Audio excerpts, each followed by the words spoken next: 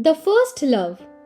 I didn't get through any of the engineering exams that year, and I blamed it on my obsession with Nisha. So the next 1 year I spent at home and prepared for the exams, which I should have cleared the first time around. It is strange to think of it now, but I had totally lost touch with everybody. My old classmates had started to go to college and moved on with their lives. And to be very frank, I was never very popular amongst my friends. I had like two friends, and they were not friends. They were more like study partners. They promptly forgot me, and I forgot them. It worked for me though, for it gave me more time to bury myself in quantum physics and integration. Sitting at home, I was getting even fatter. Eating was the only way out of the labyrinth of self pity and depression and loneliness. After 6 months of staying at home, I weighed close to 90 kilograms, and our family physician told me I would soon be obese and diabetic. My mom, concerned and panicked, thinking it was her fault that her son was flabby and dying, put me on a healthy diet and forced me to jog every morning. Although I hated fruits and sweating in my tracksuit every morning, 6 months later I was lighter by 20 pounds. I was pretty heavy, weighed around 80 kilograms in a 5'10" frame, but that was still better than owing 110. Soon I cleared the engineering college entrance examination. College started on a diametrically different style than how school had ended. All my jeans were loose now, so they hung low.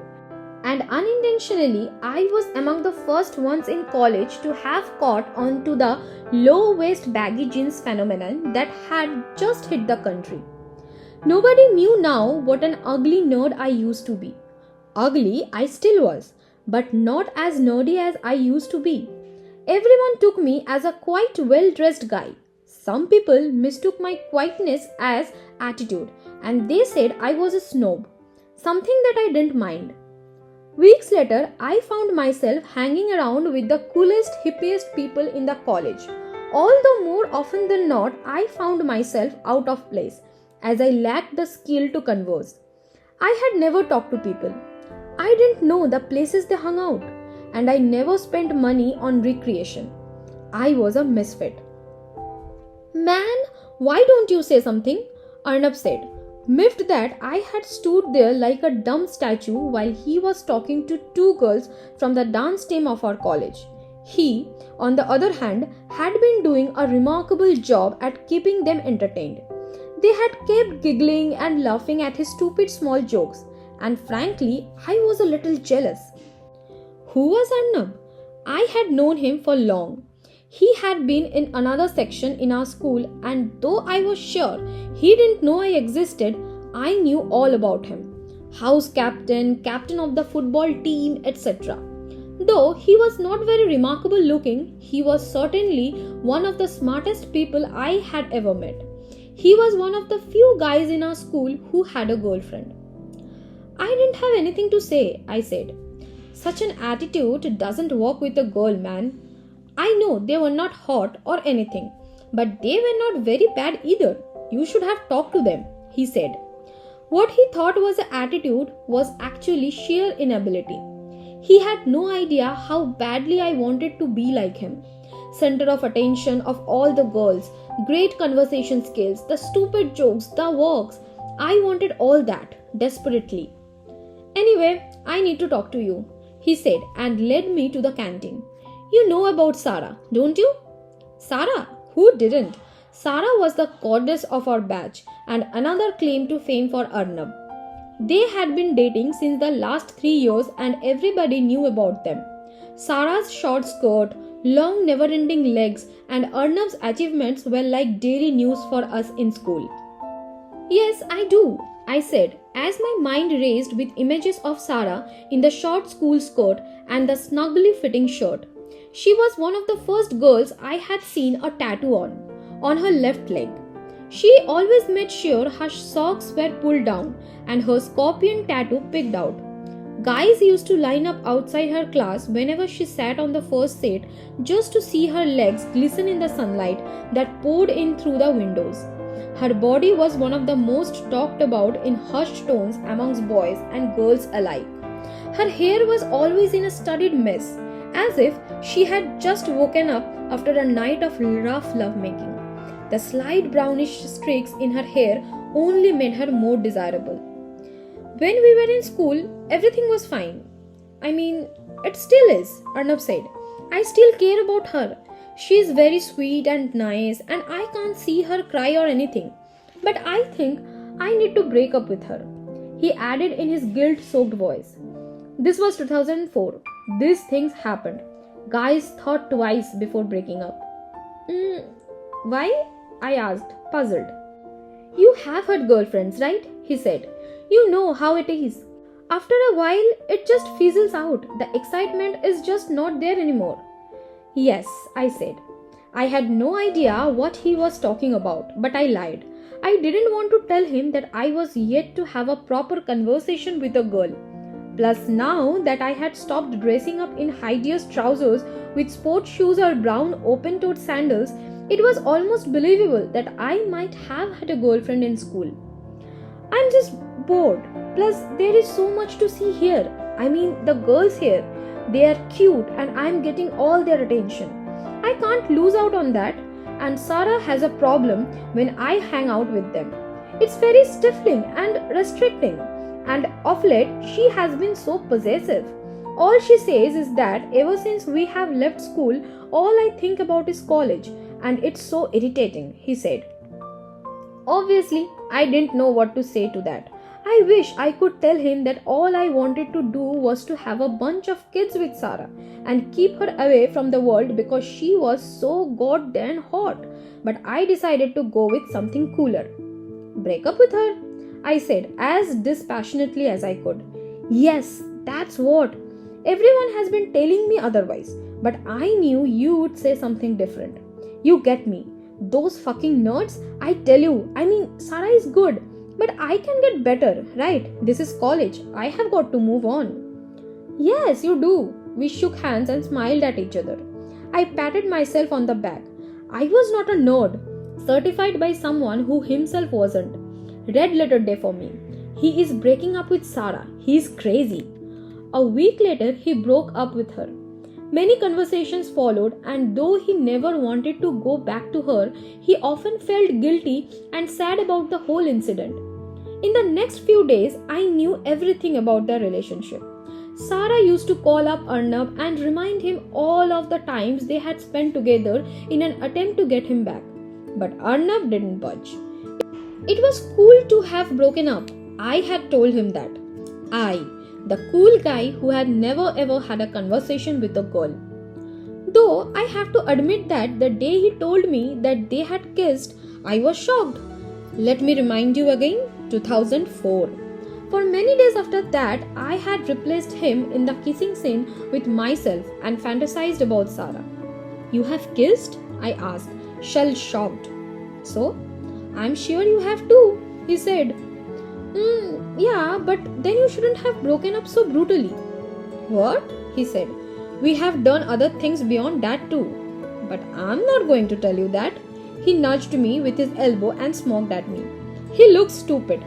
I am a mix of shocked and jealous and nauseous. What? What have you done? I asked, almost sweating. I won't tell you, and neither would she, he said. But won't her next boyfriend mind? I said innocently. I forgot to be cool. How could I have been cool? The guy in front of me was hinting that he had seen his super hot girlfriend like without her shirt or whatever. I was freaking out or something close to that. My mind was in shambles. She won't tell the next guy for sure. Who knows? I said. I figured it was the right thing to say, remembering suddenly that I wasn't a nerd anymore, except that I really was. I reminded myself that I had kissed and done stuff, and with time I had started believing in my own lies. My false confidence had gone sky high, and I had started using words like fuck, fucking, asshole, fuck it with unmatched gusto, as the popular kids did. Days passed and Arnab got increasingly irritated with Sarah's call and her constant crying. Often I used to pick up her call and tell her that Arnab was busy somewhere. I should mention here that Sarah was the first girl I ever talked to over the phone. The first few times were terrifying. And then Sarah asked for my number. She knew I would be the only one who would know about Arnab's whereabouts. Joy, I could barely hear her amidst all the sobs. Sarah, I said. I looked at the watch. It was 11:30. Night calling, I guessed. Those were the days when a minute of extra day calling cost $2. I was whispering, for I didn't want to wake up my parents. I wondered if they could hear Sarah's sobs over the phone. Is Arnab going out with somebody? Please don't lie to me. Arnab? No, I said. I had realized that talking over the phone was a lot easier because no one is staring at my hideous face. No one is noticing how I shift my feet or how I look here and there and look like I am going to faint. Then why isn't he picking up my calls? She asked, still crying. He must be busy. Stop defending him. He was never this busy earlier. Not a single message the entire day. No one can be that busy, she said. I don't know what to say. From there on, I didn't have to say too much. 8 hours. 8 straight hours she went about every detail in their relationship. Hour by hour, day by day, month by month. She conveniently skipped some portions, the kisses and the stuffed portions, but apart from that, she missed nothing. Though there was a lot of crying and sobbing and counseling in the entire phone call, it was my first received call from a girl and I enjoyed every moment of it. For the first time, I realized how soothing a girl's voice was, even seductive at times. Well, most of the times. The following morning, I was greeted by an enthusiastic and an extremely happy Arnab. Hey, he said. Hi. Thank you, man, for talking to her. I think I can finally breathe easy. If you talk to her, I am sure she will do the crying in front of you and save me the pain of going through it every day. I smoked. Sorry if she troubled you too much, he apologized as he shook my hand. He walked away and I pressed the send button. It was our 30th exchange text that day. Sarah and I. She had just texted me that she was waiting for the clock to strike 11 so that she could talk to me again. I had replied with a smiley. A girl wants to talk to me. That was another first. Usually, girls only wanted to get away from me or pretend that I didn't exist. For the next 1 week, the same schedule followed. We exchanged texts throughout the day about how our day was going, every single detail, and it was strange how interested she was in what I had to say. It was another first. Someone was interested in my life. It was also my first trust with writing. They were only text, though some used to be really long, but Sarah was the first one to tell me that I wrote well. I never texted using shortened words and she liked that. And at nights, she talked about how devastated she was. She couldn't stop talking about the breakup. And after a few days, I no longer sweated when I talked to her.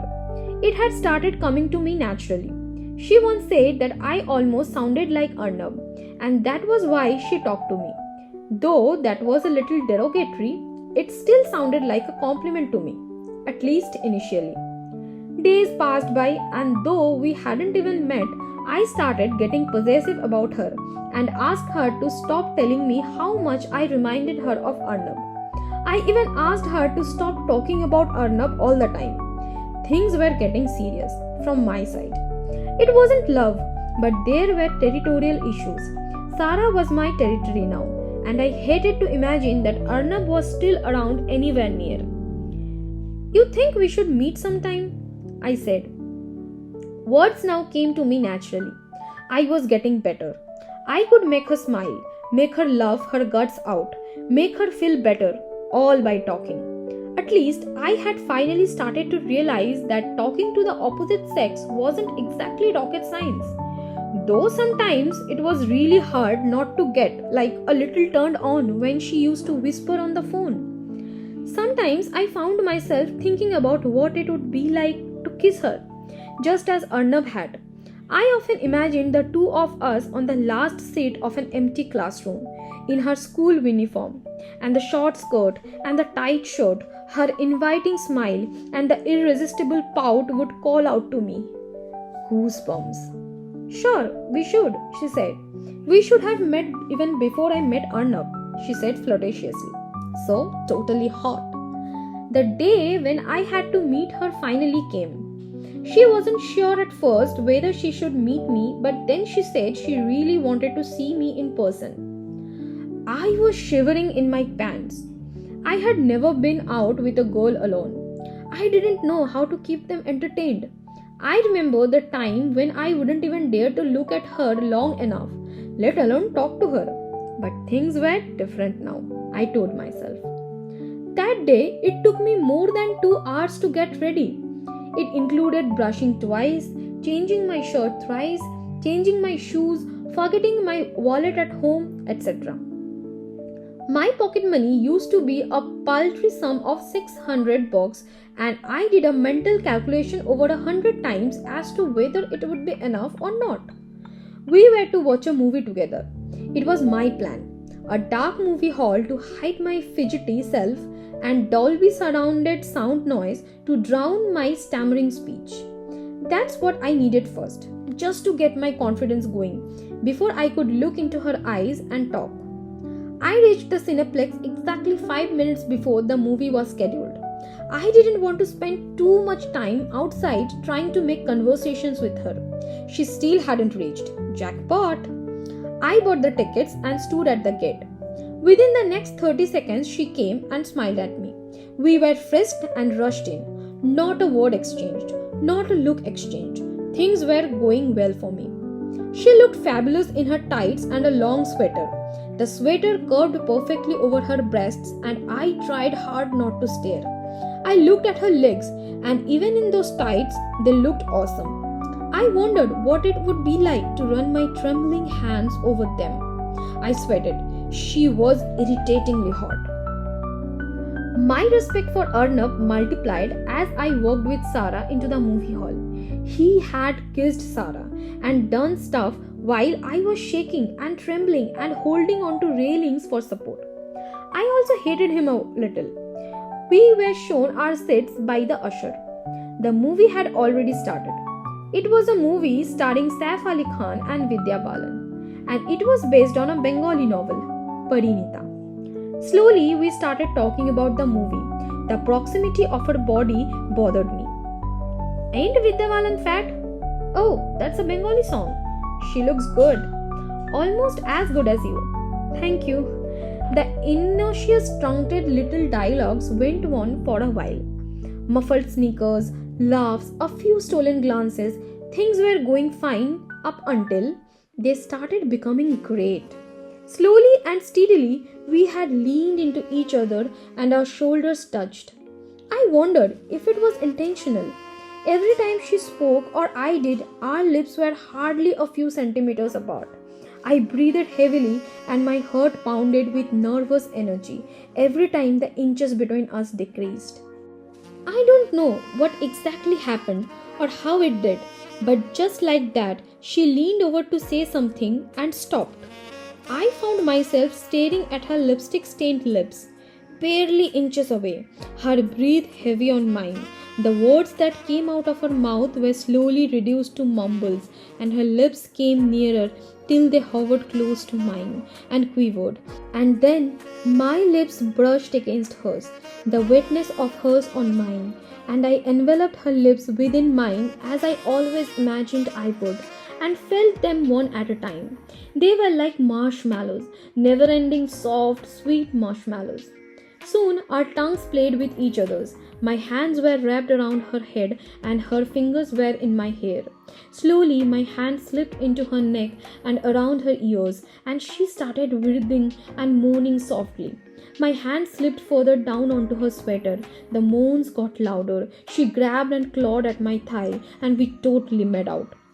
I hadn't even known how to kiss or do anything else before this, but everything just happened and it felt incredible. She must have done it a zillion times before, but I hadn't. So my smile was a gazillion times wider than hers was.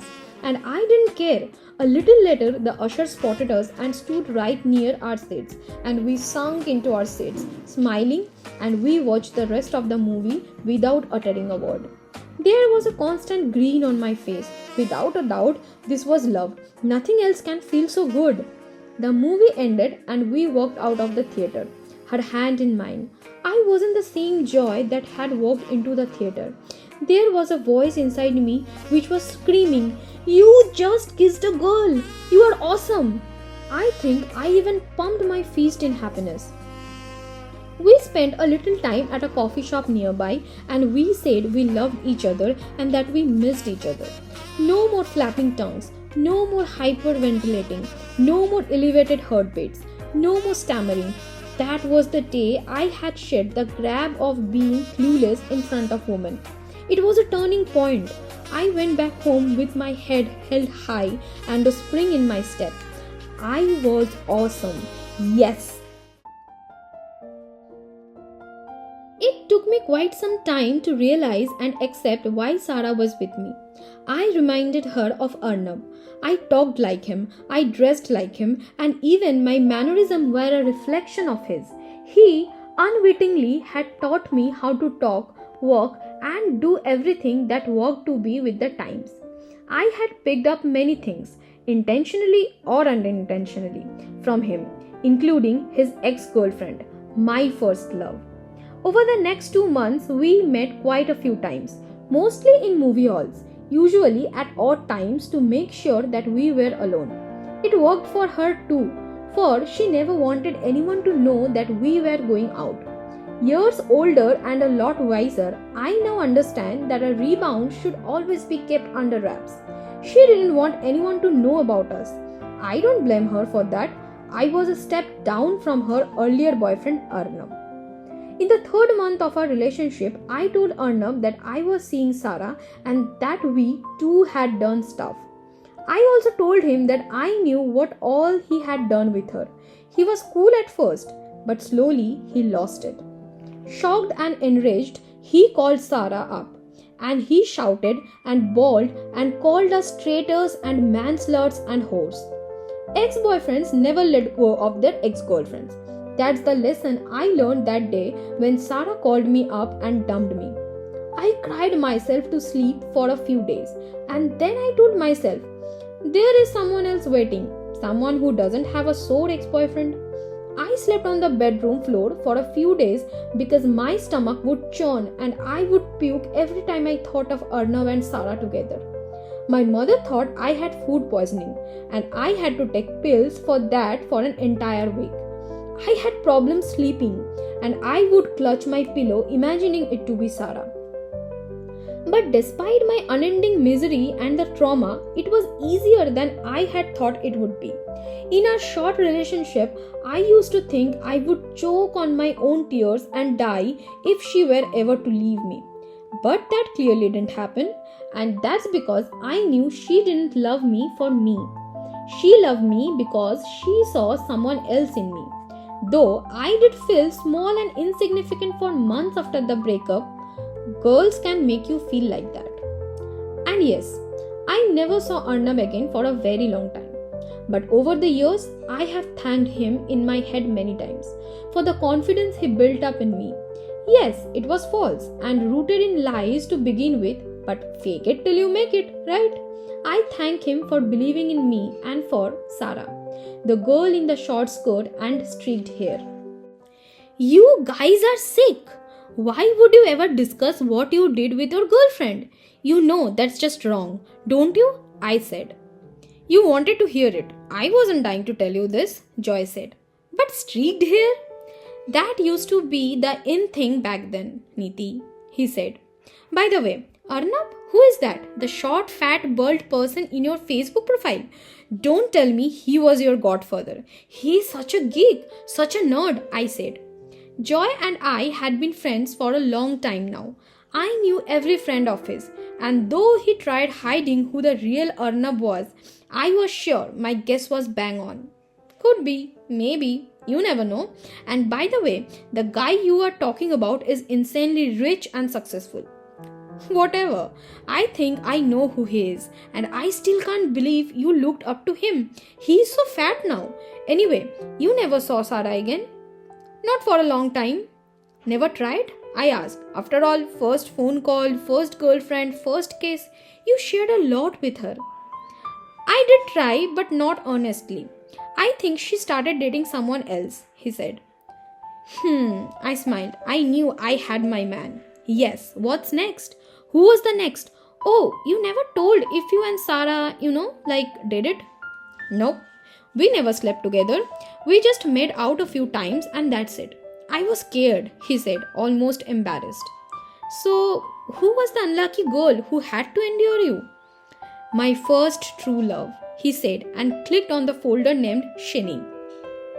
So, did the two of you? I asked, not wanting to say it, and he nodded and smiled. The folder opened. Beautiful pictures, school dress, beautiful hair, coal-lined eyes, fair as snow, sweet as hell. She lived in my colony and she was the sweetheart of all the roadside ruffians. She was the reason why guys came out in the evening. She was the beacon of innocence and cuteness, and she loved me for me, Joy said. Wait, I said, looking at her pictures. Does she have light brown eyes? They are so pretty. I know, Joy said, the prettiest I have ever seen, and with her brown short hair that was always in a mess on her head like a mop, she could have passed off as a European. I used to spend hours looking at her. He sighed. And her pictures, he added. And Joy started narrating again and blinked away his tears. So, this was all about the second episode of Oh Yes, I Am Single and So Is My Girlfriend. I hope you liked the story. Do let me know in the comment box about your first love. And like, share, and subscribe. I'll be back with new episode very soon. Till then, keep loving.